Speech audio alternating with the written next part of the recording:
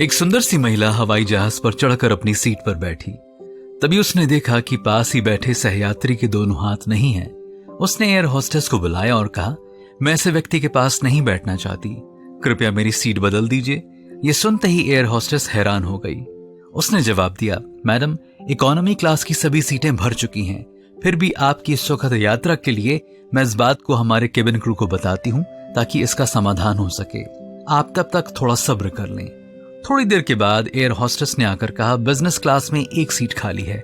मैंने अपनी टीम के सदस्यों से बात कर ली है। हमारी यात्रा के इतिहास में कभी भी आज तक ऐसा नहीं हुआ है कि हमने किसी इकोनॉमी क्लास के यात्री को बिजनेस क्लास में बैठाया हो।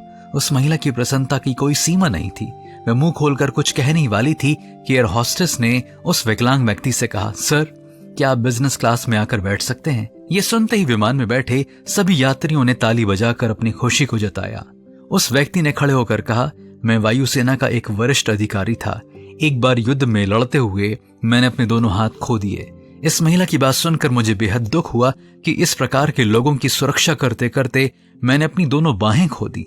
लेकिन आपने जो सम्मान मुझे दिया, यह देखकर मेरा सीना गर्व से चौड़ा हो गया कि मैंने अपने देश की खातिर जो कुर्बानी दी वे व्यर्थ नहीं गई। बाइबल की पुस्तक याकूब 4 अध्याय 6वीं आयत में लिखा हुआ है, परमेश्वर अभिमानियों का विरोध करता है पर नम्रों पर अनुग्रह करता है।